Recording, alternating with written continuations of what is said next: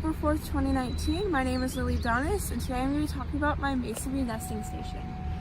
So, I started working with it in 5th grade. I'm now currently a freshman in high school, so I've been doing this for 5 years. It's housed in my old elementary school's garden plot within the community garden locally. And with my mason bees, I take data with a researcher who's in the area that was introduced to me during 5th grade after I was showing a lot of interest in mason bees.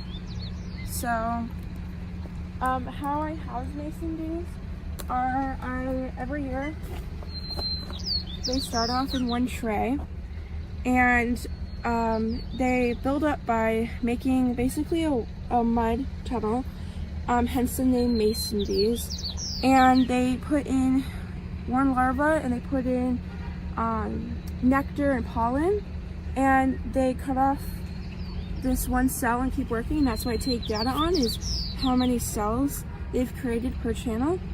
And at the end of the year, closer to when I'm going to be putting them out and they've created their cocoon, I put them into an emergence box which has one hole on one end, and I clean all of my bees so I can get rid of any pests or anything that you don't want that love to be housed within the cocoons.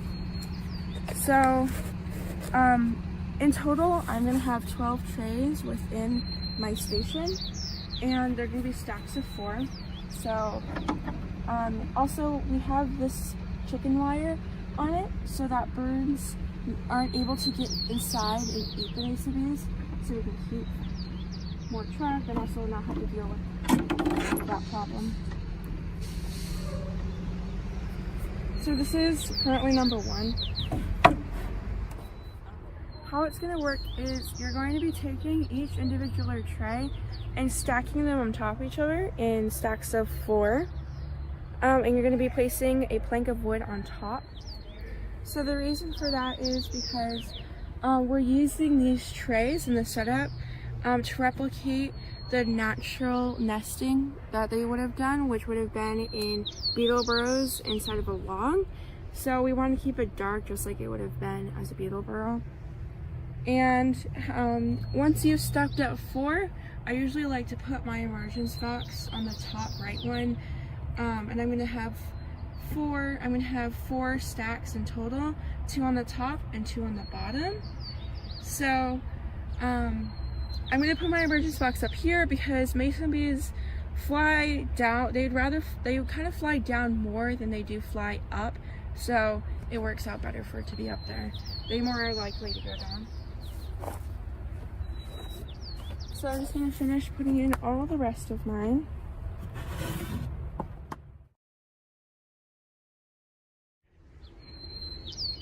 So now that I'm done with my nesting trays and putting them in there, I'm going to keep it locked up like this until I'm ready to come back and they've started their process, which I will show you along the way.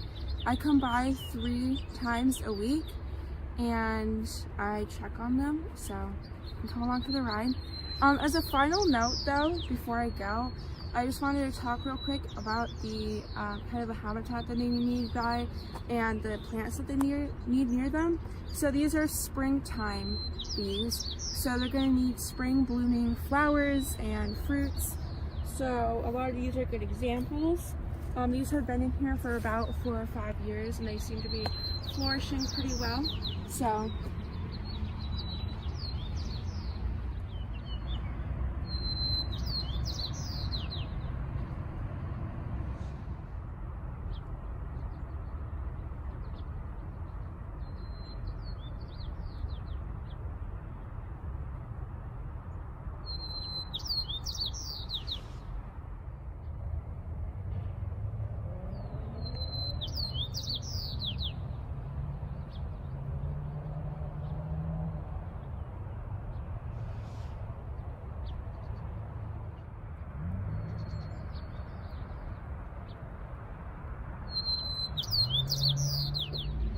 they also need mud. I used to have a hole near my kind of nesting station but I found that it was a tripping hazard, and because there's kids coming into the garden, it started to cause problems. So I started just, watering kind of a dirt patch in one of the boxes, and that seems to be pretty sufficient mud for them. There's also mud out in the grass which they like to use too. They travel about the distance of a football field, so they can go about 300 yards away.